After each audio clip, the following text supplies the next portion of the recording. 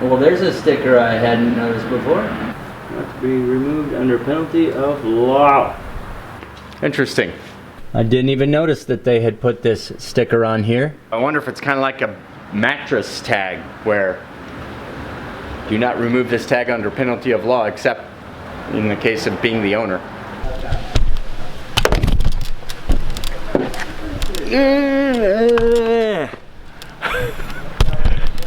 Found a cool little relic in the under tray. Pretty disgusting and crispy little lizard that met his demise under the Stinger. Hey guys, what is up? It's Biff, and before we get started today, I just want to give a quick minute of acknowledgement to our brother Chris from B is for Build. He is one of my true inspirations for the whole rebuild aspect of my channel. He's how I got my start and decided I wanted to go down this path with a couple of cars. And he's been having some pretty rough times lately medically. If you follow his channel, you know he's dealing with some skin cancer that continues to give him bad news. So hey Chris, from Biff and Fearless Mods, just want to say we support you. We're pulling for you, we're praying for you. I know you're going to come through this and continue doing the great things that you've always done on your channel. And we are thankful to be a part of your small channel life that circles around you like you're in orbit. You're amazing, so keep up the strong attitude, brother, and we'll see you on the other side after you've defeated this thing.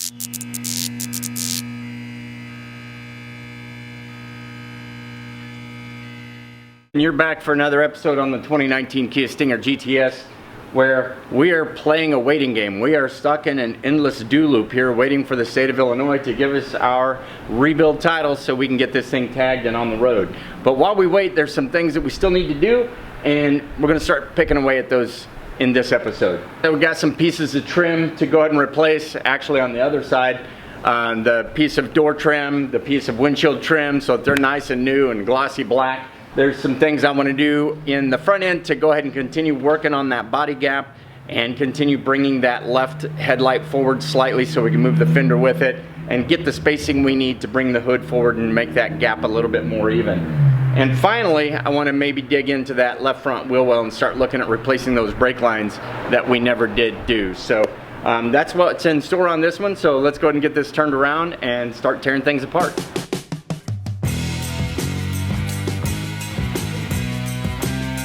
Alright, so aside from replacing this piece of trim right here and the one on this rear door, and of course, like I said, shining up this trim, there are a couple other things I forgot to mention. We did get our SRS control module, so we can go ahead and pull the center console and swap that out so that once we do get back on the road, we can go ahead and get this thing reset. The other thing we can do is, and I don't know if I'll get to it today or not, but is pull the rear seat belts so we can send those off and get them customized to match the front ones with the orange striping on the sides.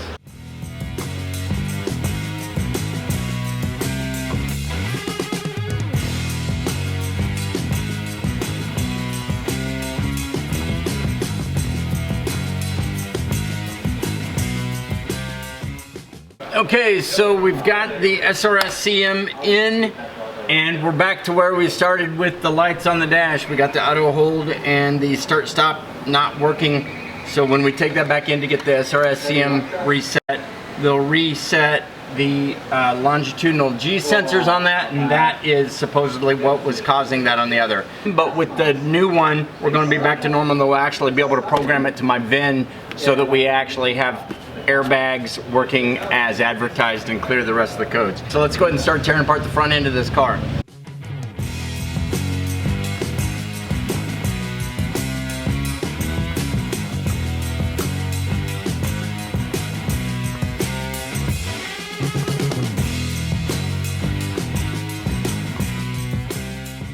Okay, so I'm totally getting sidetracked here with the brake lines. I did get everything pulled apart here and check to make sure everything's tied up under there. I pulled apart the inner cowl so that I can try to see if there's an easier way to get to the brake lines, and in doing that, I exposed the hood hinges, and so I've been tweaking with trying to get this thing adjusted. Still fairly unsuccessfully. I believe I'm going to have to do just a little bit more shimming on this side here to get it where I need it. And I am still fighting trying to get that alignment on the hood to come forward enough where I can close this gap. So I'm going to keep working on that. I'll start to try to look at some of those brake lines, maybe see where they go, and that might be about all we get to today.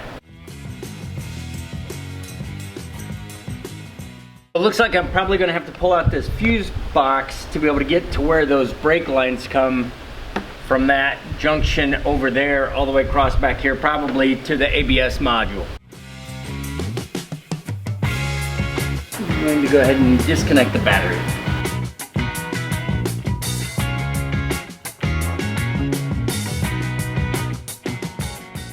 All right, let's take a look at what we've done so far. So we disconnected the connection on top of the fuse block by unclipping this and raising it up so it disengaged.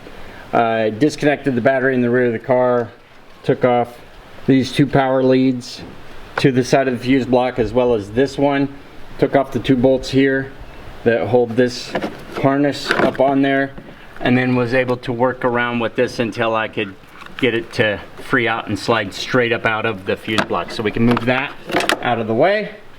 Got the fuse block up and out of the way, and now what we can see is left front, right rear, left rear, and right front. This one is not the one we're replacing, but these three go all the way across and go over to the rest of the vehicle through this, and then down to this bracket where they connect up with unions to the rest of the car. So our goal is to replace the lines and the bracket from here up, and then these going here down will be able to be massaged into position and connected up to the new block. It's a lot of work to go through to replace just what's the bad end over here behind the fender well, but that's where that wheel was shoved back and mangled all that up. And even though it's behind the fender liner and it has not been leaking, it's been functioning fine, I'll just have better peace of mind knowing that we have good lines going over here to that with a good bracket behind there, so I don't ever have to worry about it. So that's the intent. We've got everything out here ready to go, so it's a matter of now just disconnecting those lines and trying to see if we can bring them out. They're probably going to have to come up and out through the top, which means we'll probably have to remove some more of these brackets and things like that so we can bring them out, because they do run behind this plastic shield, kind of like a secondary non-fire firewall, since it really wouldn't do much of anything except maybe keep some smoke out. So that's what we're going to keep moving on into.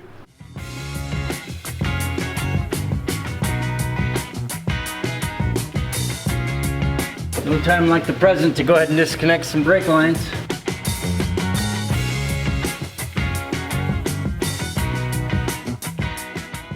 We're doing a lot of digging around back here and trying to figure out how I'm going to be able to get these brake lines off of that firewall, and it's sandwiched down in there so tight that it almost seems like you would need to pull the engine out and unrivet the plastic piece from the firewall to be able to get down in there and have a clear shot at running those across.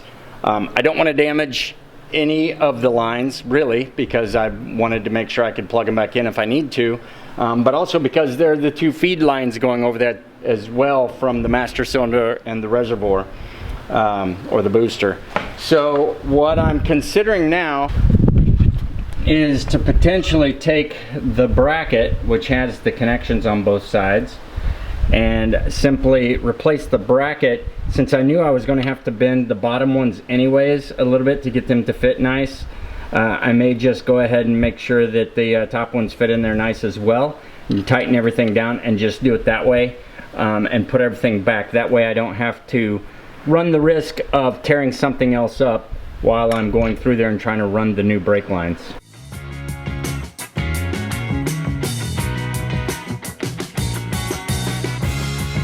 Okay, I think I got all 6 of them in there, so let's get this up in its position and tightened on, and then we will kind of finagle these around a little bit.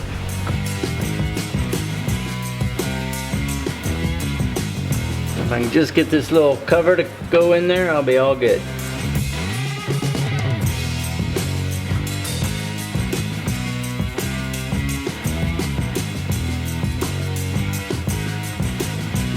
Is in there.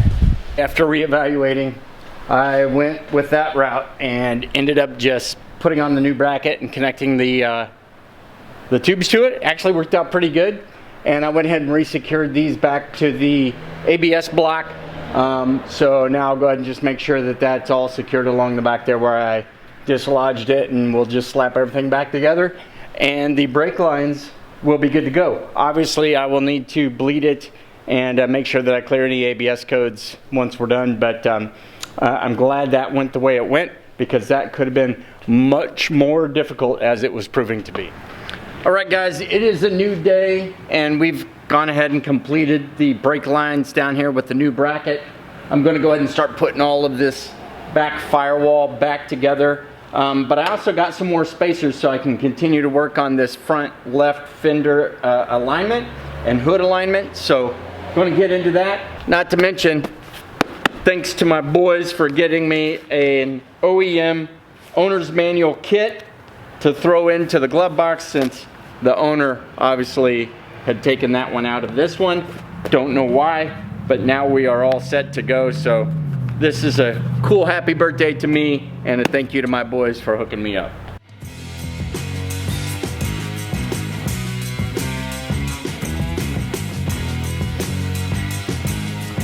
Fuse block back in. Now let's go ahead and get the ECU back in.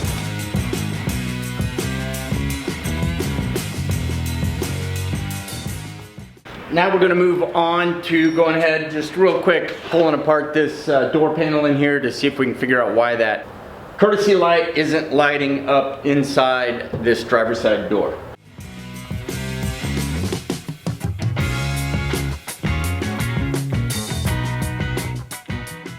Okay, so I have pulled out the light out of the door, and it appears to be getting the proper voltage through the 3 lines that make it at least to this input point.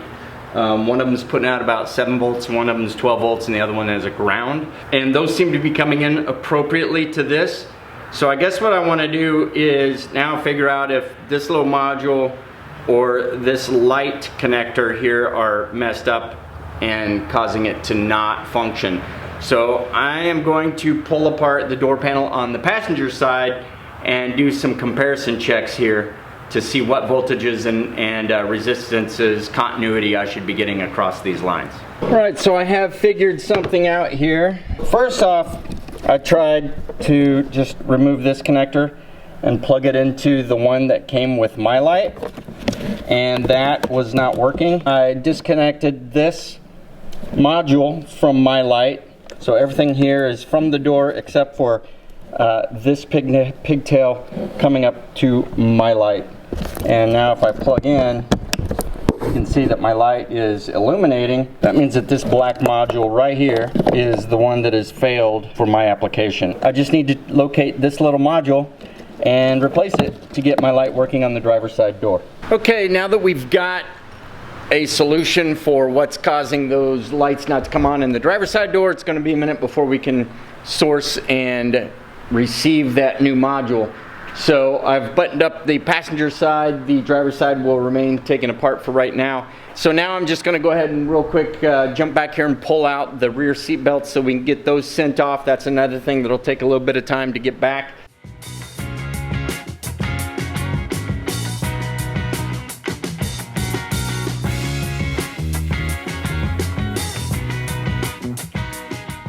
Okay, so the first thing I've done here is just pop these front seats up right here. There's one clip in the center of each seat, essentially. And then the next thing I got to do is get the bolts that are securing the rear of the seat. And those are going to be a little bit trickier. A 12 or a 13. Looks like a 13.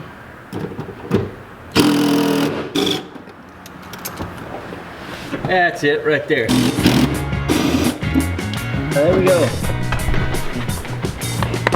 Now for the side bolsters, if you want to remove them, it looks like another 12 millimeter bolt on each side. We'll get those loosened up for us. And then now we can see the bottom of 14 millimeter to take the bottom of the seatbelt off. One seatbelt out, we'll get the other one, and then we'll look into this center one and see what it takes.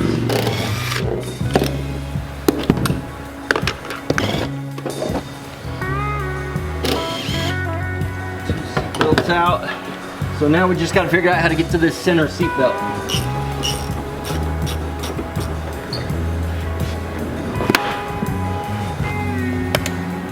There we go.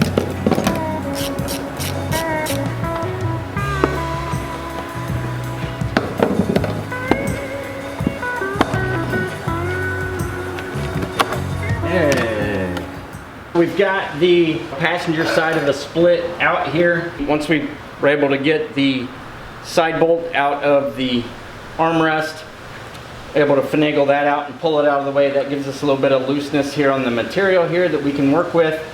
And looking through this hole, this seat belt has a reel that's right here, and it has one bolt in it that I'm going to try to get and then see what we can do to maybe get that loose, and then probably pull it out through one of these holes if we elongate it. That's a 19. Well, nice thing is it's finger tight after just breaking it loose. 19 millimeter nut. Let's see if that's loose now. If my hand can fit through there, maybe this can fit. If I snip this little piece of material here, it's going to help me out and I'm going to be fine. So that's what I'm going to do. There's our rear seat passenger seat belt. So now we can send all three of those off and get the orange stitching on here. Now that we've taken care of all those odds and ends, last but not least is another attempt to do a little bit of adjustment on the front end here. So I'm going to go ahead and remove the front bumper and work on bringing everything forward just a little bit more here to get our gaps where we want them.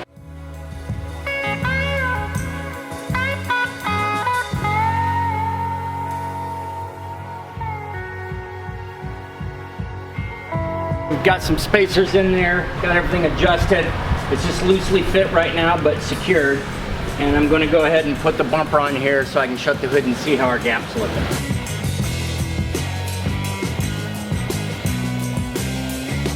We're making some good progress here on the gap on the hood. It's coming forward nicely. I do have a little bit more adjustment I need to do, and I have pulled off the fender, so I am going to go after the door one more time and get the fender and everything adjusted exactly where we want it so we can finalize this. All right guys, so now that we've got the hood and bumper lining up a lot better, we're gonna go ahead and put a wrap on this episode. Did get a lot of stuff done for the odds and ends. Got the airbag control module in there. We got a couple pieces of trim on. Got the adjustment done up there on the hood. Got the rear seat belts pulled out, ready to go in. And it seems like there was some other stuff, I don't know, it's been all over the place. But good progress, and just want to say, hey Chris, we're praying for you and know you're going to be back to full strength soon. We're going to go ahead and wrap this episode up. So, hey, thanks for watching Fearless Mods. Please remember to like and subscribe, and we'll catch you again real soon. Take care.